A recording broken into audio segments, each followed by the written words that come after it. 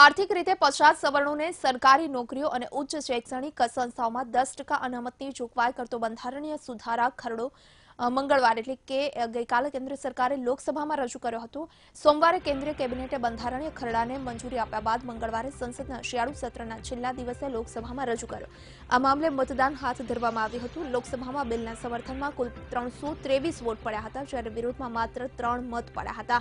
આમ 1/3 કરતા પણ વધારે મતો સાથે બિલ લોકસભામાં બહુમત સાથે પસાર થઈ ગયું છે। હવે આ બિલ બુધવારે રાજ્યસભામાં રજૂ કરવામાં આવશે।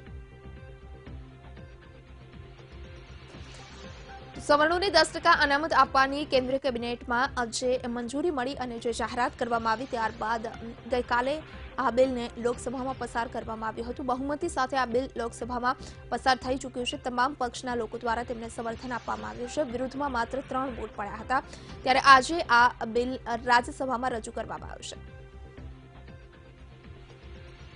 वहां अगर आरक्षण की बात होती तो शायद थोड़ा लाभ मिल भी सकता था, अदरवाइज वहां आरक्षण की व्यवस्था नहीं होगी तो सीधे लॉलीपॉप जैसा हो जाएगा, इसका फायदा नहीं हो पाएगा। हाँ, एक गलतफहमी लोगों के मन में है कि आरक्षण हर समस्या का समाधान है।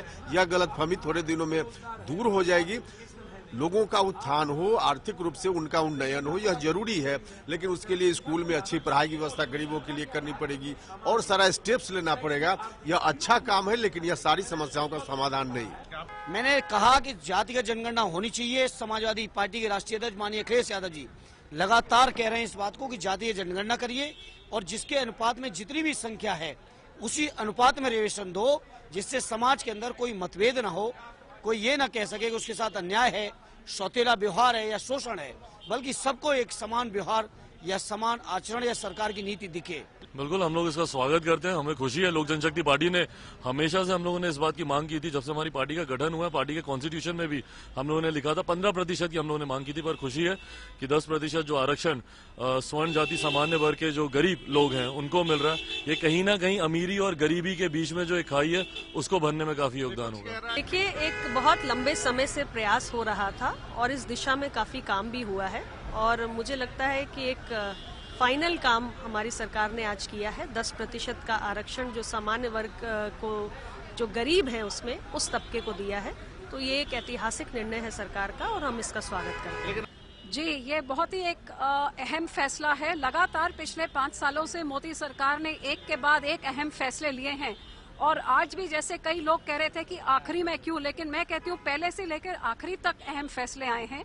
और ये एक फैसला जो आरक्षण जिन जातियों के लिए था, जो जनरल जाति में थे, उस कैटेगरी में भी बहुत गरीब थे, लेकिन वो आरक्षण के दायरे में ना आने करके बहुत सारी सरकारी स्कीमों का फायदा नहीं उठा सकते थे, ना नौकरियों में ना इंस्टीट्यूशंस में। बहुत ही ऐतिहासिक दिन है। मैं समझता हूँ कि पहली बार 71 वर्षों में आर्थिक आधार पे गरीब सवर्णों को भी रिजर्वेशन का लाभ मिलना शुरू होगा। मैं समझता हूँ बहुत इम्पोर्टेंट है।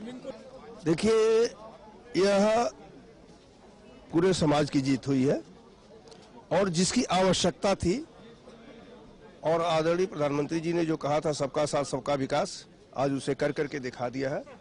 पूरा देश आज प्रधानमंत्री जी के इस निर्णय के साथ है और वह जैसे प्रधानमंत्री जी विकास देश का कर रहे हैं वैसे अब इसका भी विकास